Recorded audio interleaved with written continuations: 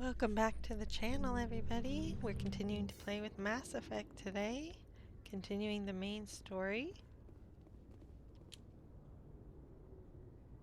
I've got big news for you, Shepard. Captain Anderson is stepping down as commanding officer of the Normandy. The ship is yours now. She's quick and quiet, and you know the crew. Perfect ship for a Spectre. Treat her well, Commander. This isn't right. The Normandy belongs to you.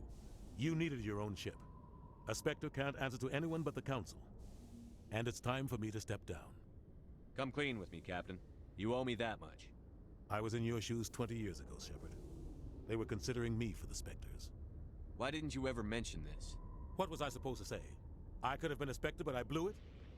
I failed, Commander. It's not something I'm proud of. Ask me later and I'll tell you the whole story. For now, all you need to know is, I was sent on a mission with Saren, and he made sure the Council rejected me. I had my shot.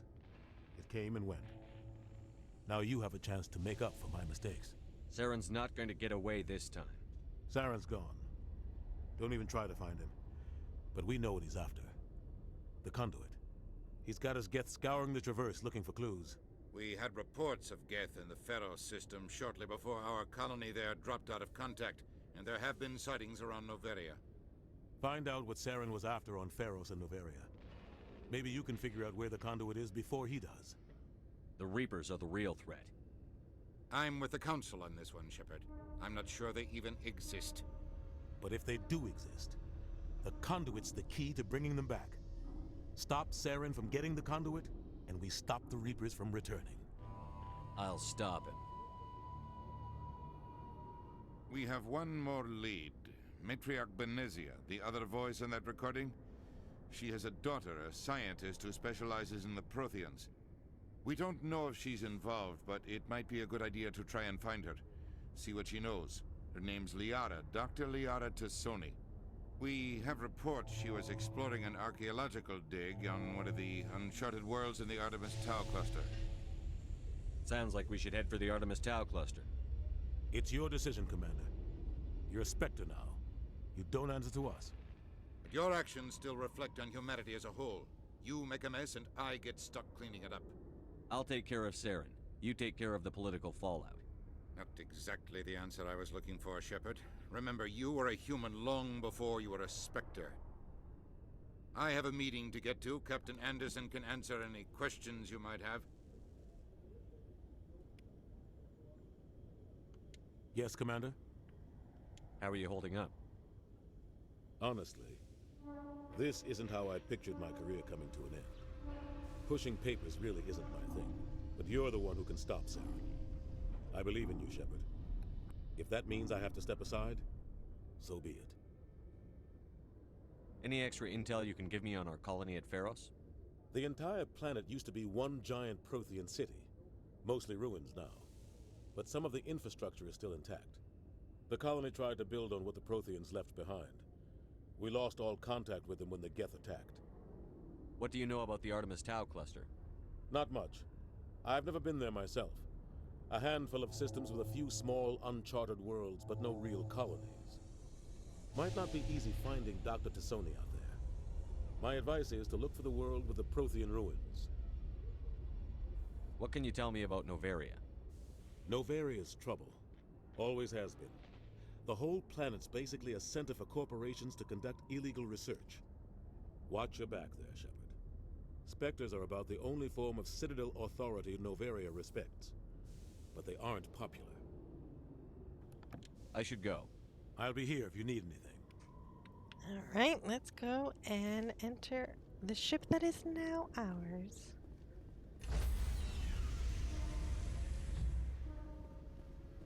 I love this ship. Stand by, shore party. Decontamination in... I heard what happened to Captain Anderson. Survives 100 battles and then gets taken down by backroom politics. Just watch your back, Commander. Things go bad on this mission, you're next on their chopping block. Saren's out there somewhere, and we're gonna find him. Everyone on this ship's behind you, Commander. 100%. Intercom's open. If you got anything you want to say to the crew, now's the time. Listen up, Normandy. This is your commander speaking. We have our orders. Find Saren before he finds the conduit. and I refuse to let anything get in the way of that mission. The Council wants to ignore this. That's no surprise. They've never helped us in the past. No reason they'd start now. But we don't need their help. We can do this on our own. Wherever Saren goes, we'll follow. Wherever he searches for the conduit, we'll be there. We will hunt him to the very ends of the galaxy and bring him down.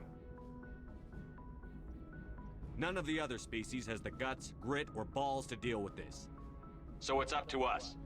We're the only ones who can stop Saren. I swear to you all, we will stop him. Well said, Commander. Captain will be proud. Fancy speeches won't stop Saren from finding the conduit. If we really want to make the Captain proud, we better get this bird in the air. Yes, sir. All right.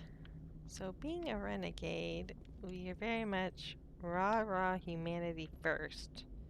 Aliens a distant. Last second, something like that. Before we continue, let's chat with our crew. Commander, something you need? How's the Normandy performing? Is she everything they said she'd be? She's the best ship in the fleet. If you've got a pilot who knows how to handle her. Balance isn't what you'd expect. Takes a while to get used to that oversized drive core we got stuffed in the back, and her power can sneak up on you if you're not careful. The Normandy's probably too much ship for your average Alliance pilot, Commander. Lucky for you, I'm anything but average. I have to go. Alright, see ya. As I mentioned before, I'm trying to spread out the dialogue a little bit so it's not too heavy-handed. So we're not going to explore every single dialogue option on the first try.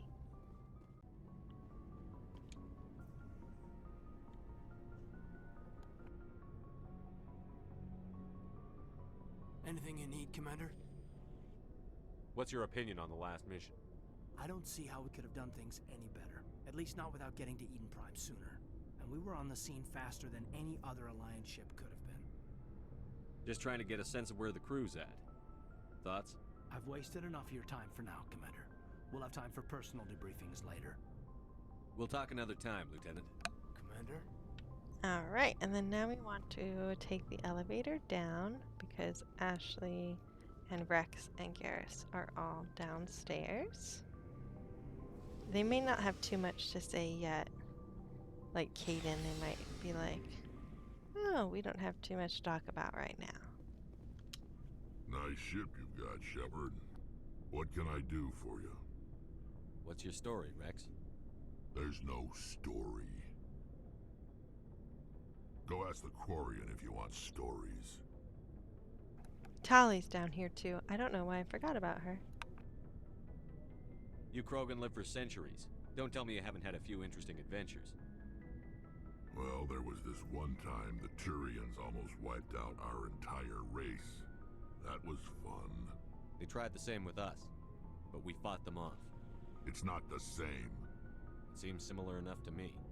So your people were infected with a genetic mutation? An infection that makes only a few in 1,000 children survive birth? And I suppose it's destroying your entire species? I suppose it isn't all the same. I don't expect you to understand, but don't compare humanity's fate with the Krogan. I was just making conversation. I wasn't trying to upset you. Your ignorance doesn't upset me, Shepard. As for the Krogan, I gave up on them long ago. The genophage infected us, but it's not what's killing us. Are your people really dying? We're sure not getting any stronger. We're too spread out. None of us are interested in staying in our own system. Lots of species have left their homes and prospered. But they go to colonize new worlds. We're not settlers. We're warriors. We want to fight. So we leave. Hire ourselves out. And most of us never go back. What can you tell me about the genophage? Ask the Solarians if you want details. They made it. All I know, it makes breeding nearly impossible. Thousands die in stillbirth, and most never get that far. Every Krogan is infected. Every one. And no one's rushing to find a cure. Why don't the Krogan try to find a cure? When was the last time you saw a Krogan scientist? You ask a Krogan, would he rather find a cure for the genophage or fight for credits? He'll choose fighting every time. It's just who we are, Shepard. I can't change that. Nobody can. So long, Rex. It's so interesting to talk to Rex at this point in his story because he talks like he's given up on the Krogan, and you're going to learn a lot about that moving forward. And that definitely changes for him throughout the games. Commander? What's your opinion on the last mission? Kinda wish you'd got there sooner, Commander. No offense, I appreciate the rescue. I just wish... You wish we'd been able to save the rest of your unit? Yes, sir. If I had been more alert, we wouldn't have been cut down by an ambush. The Geth are perfect ambushers. They don't move, they don't make noise, they don't even breathe. Sir, they have flashlight heads. I'll make sure it doesn't happen again. Do you have a few minutes to talk one-on-one? I'm sorry, Commander. I need to get my duty squared away. I wouldn't mind talking more later, though. So I am Dismissed, using Chief. the Paragon options with Ashley because Sir. we will be romancing her. So they don't have an option in this game for you to be mean and still be able to romance. That was something I actually really liked in the second Dragon Age game, is that they changed the system so that people could either love you or hate you, but it would be okay either way. Thanks for bringing me on board, Commander. I knew working with a Spectre would be better than life at CSEC. Have you worked with a Spectre before? Well, no, but I know what they're like. Spectres make their own rules. You're free to handle things your way. At CSEC, you're buried by rules. The damn bureaucrats are always on your back. Being a Spectre does have its advantages. Exactly my point. If I'm trying to take down a suspect, it shouldn't matter how I do it, as long as I do it. But CSEC wants it done their way. Protocol and procedure come first. That's why I left. So you just quit because you didn't like the way they do things? There's more to it than that. It didn't start out bad, but as I rose in ranks, I got saddled with more and more red tape. CSEC's handling of Saren was typical. I just couldn't take it anymore. I hate leaving. You did the right thing. Life's too short to sit around waiting for things to happen. Yeah, you're probably right. Either way, I plan to make the most of this. And without CSEC headquarters looking over my shoulder, well, maybe I can get the job done my way for a change. As long as you do your job well, you're free to go about your business as you see fit. Thank you, Commander. Garrus is definitely more responsive to the Renegade options. He likes being told that it's okay if he doesn't follow the rules all the time. Looking for supplies? Let's see what you've got. You bet, Commander. I don't think I really have any money right now. Not very much, anyway.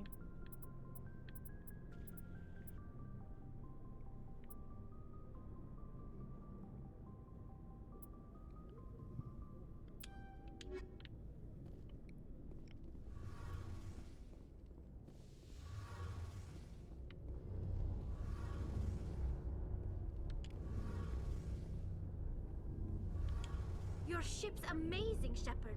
I've never seen a drive core like this before. I can't believe you were able to fit it into a ship this small. I'm starting to understand why you humans have been so successful.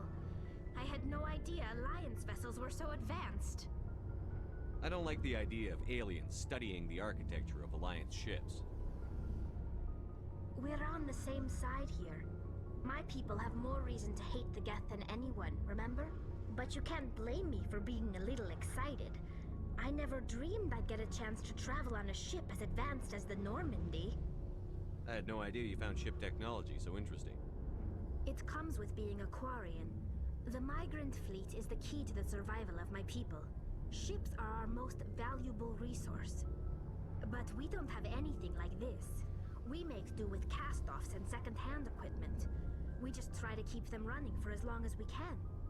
Some of the fleet's larger vessels date all the way back to our original flight from the Geth. I can't believe your fleet's still using ships that are 3 centuries old. They're constantly being repaired, modified, and refitted. They aren't pretty, but they work. Mostly. We've tried to make ourselves as independent as possible on the flotilla, grow our own food, mine, and process our own fuel.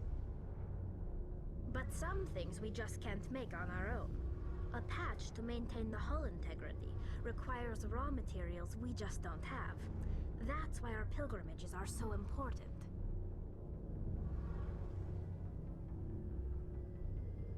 Tell me about your people. Our lives aren't easy. Resources are scarce, and we are constantly on the move. Everything we do must in some way contribute to the continuation of the migrant fleet. There are 17 million Quarians in the flotilla, and each of us relies on the others for survival. The bonds among my people are strong. Unfortunately, we have had to surrender many of the freedoms and civil liberties other species take for granted. What kind of freedoms? Well, it's illegal for parents to have more than one child. If our population grows too much, it would strain our resources to their breaking point. Of course, we also can't allow our numbers to become too few.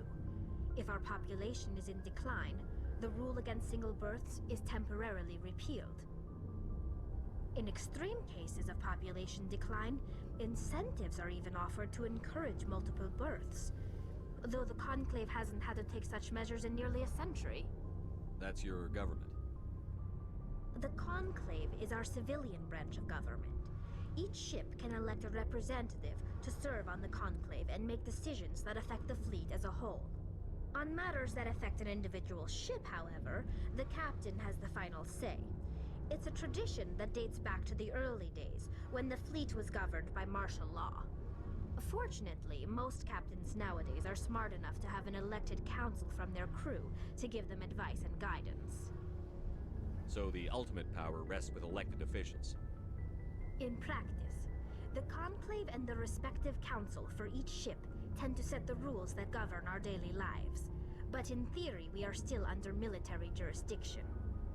The 5 top-ranking military officials in the fleet serve on the Admiralty Board. These 5 have the power to overrule any decision by the Conclave in case of emergency. To do so requires unanimous agreement among the Admiralty, and they can only do this once. After that, the entire board must resign their posts. It's a safeguard that served us well. In nearly 3 centuries, the Admiralty Board has only overruled the Conclave 4 times. I really like this system. I feel like I should go. Some certain modern governments might benefit from something like that. Hey, Commander, you know that Quarian, Tally? She's been spending all her time down here asking me about our engines. I'll tell her to leave you alone. What? No, she's amazing. I wish my guys were half as smart as she is. Give her a month on board and she'll know more about our engines than I do. She's got a real knack for technology, that one. I can see why you wanted her to come along. I figured she'd be a real asset to the team. You got an eye for Tally, Commander, but I'm guessing that's not why you came down here. Fill me in on the IES stealth systems. How does it work exactly? You can't hide a ship out in space. They emit too much heat and radiation. Too easy for sensors to pick them up, unless you find a way to capture those emissions. So our stealth systems trap the energy we give off in storage sinks built into the ship itself. No emissions to give away our location. Eventually the sinks have to be vented. More than a few hours silent running and they overheat. Cook us inside our own hull. There's no way for anyone to detect us? A visual scan can still pick us up. Anyone looking out a window can see us plain as day. But you have to be pretty close to get an actual visual out in space. Most vessels rely on scanners. As long as the stealth systems are engaged, they can't see us. Not unless we accelerate to FTL speeds. Why doesn't it work with faster than light travel? Cranking up to FTL blue shifts our emissions, pushes them into frequencies too high to capture in the sinks. As soon as we make the jump, it's like setting off a flare. Sensors can pick up our location whenever we enter or exit FTL flight, but for short-range missions, our stealth systems are amazing, and we've got the only one. I want to know more about the Normandy. She's the best ship I've ever served on. Probably the fastest vessel ever designed. And she's the only one using the new Tantalus drive core. What's so special about the Tantalus drive core? Proportionally, it's about twice the size of any other vessel. Not only are we faster, but we can run at FTL speeds longer before we have to discharge the core. Carry on, Adams. I'm purposely avoiding all the personal questions just for now. It helps me to keep track when I'm separating out some things now and some things later. So I'm trying to keep some sort of consistency so I don't forget as I move forward which conversations we've already had.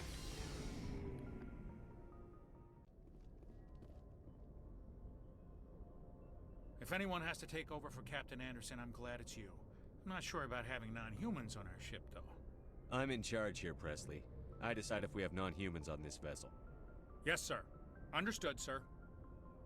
Speak freely, Presley. I want to know if you have a problem with non-humans. It's not that, Commander. Humanity has always handled its own problems. Saren attacked one of our colonies. We should be the ones to stop him. We don't need their help. This is bigger than humanity. Saren's a threat to every species in the galaxy, and I'll welcome anyone who wants to help me bring him down. I guess so. Maybe I'm just stuck in the old ways of thinking. But don't worry, Commander. This won't be a problem. Carry on, Presley. Yes, sir. It's refreshing to have someone who can have a varying opinion, but acknowledges that they won't let the opinion, their personal opinion, get in the way of their job and their work. Again, so much commentary on the current day is just, it's very interesting. Anyway, we're going to stop it here for the evening. The next part, we're going to recruit our final team member, Liara, and I'm going to go ahead and do that as a live stream, but I want to make sure to get this recording up first, so we've got some editing to do. Make sure you like, share, and subscribe, and we'll catch you next time.